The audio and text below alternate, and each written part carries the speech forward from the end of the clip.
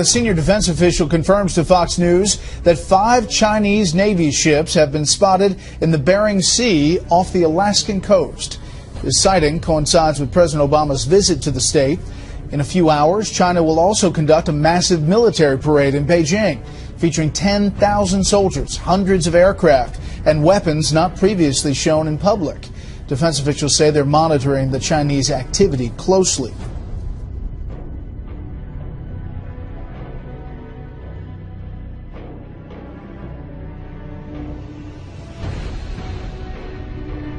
The United States is closely watching a Russian military vessel that had been sailing near a U.S. nuclear missile submarine base.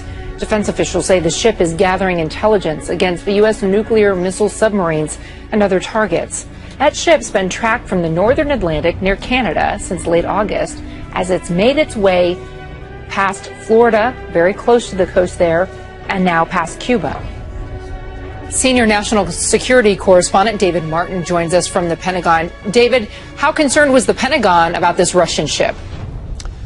Well, this is something that navies from all countries do all the time, which is spy on each other's navies. What set this apart was that it was a brand new Russian research vessel which made this long, slow transit down the east coast of the United States, and it's now completed its transit, and it's off the coast of Cuba, where it's expected to make a port call.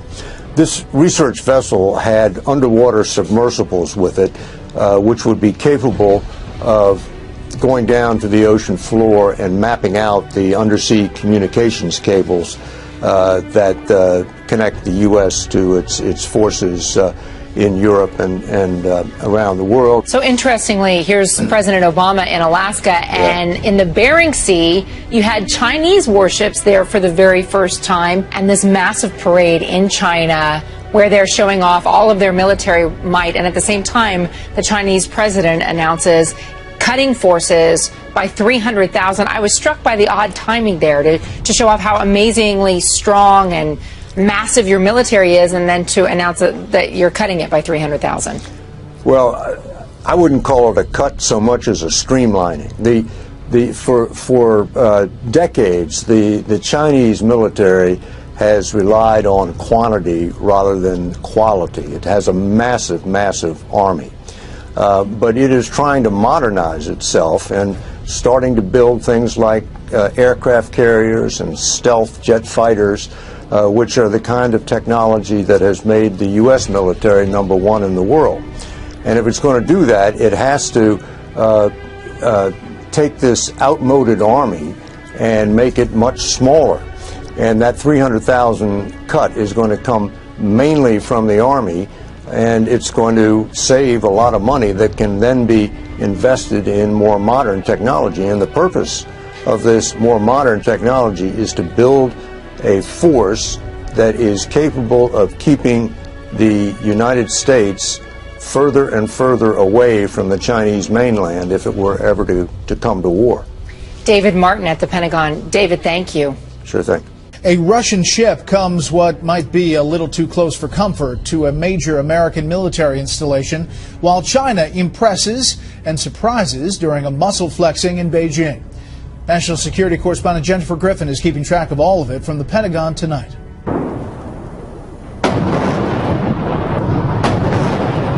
A 70-gun salute in Tiananmen Square to mark the end of the war with Japan, a show of strength ahead of President Xi's visit to the White House later this month as China demonstrates its military prowess 70 years after the end of World War II.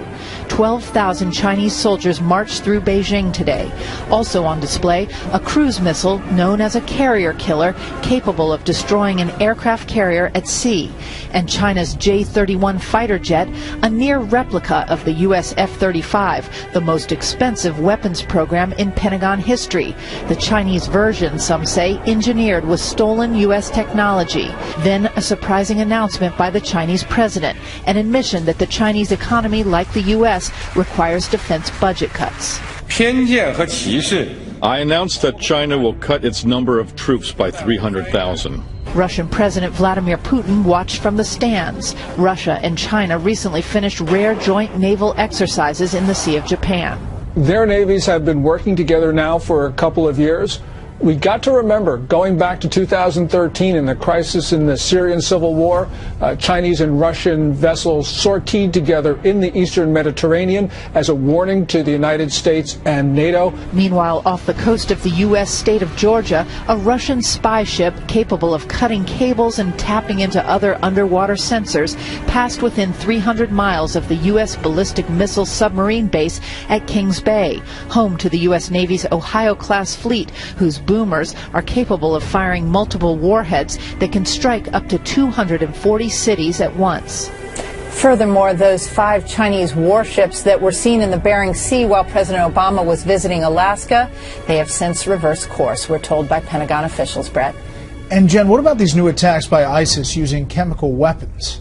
Well, Brett, new evidence tonight that ISIS has launched more attacks using mustard agents. In response, the Pentagon has ordered its 3,500 troops in Iraq to dust off their chemical suits and refamiliarize themselves with their protective equipment. ISIS has fired more shells at Kurds, causing painful blisters, and a rocket near the Mosul Dam, which left a mysterious yellow cloud in the air, Brett. Okay, we'll follow it. Jennifer Griffin at the Pentagon. Jen, thanks.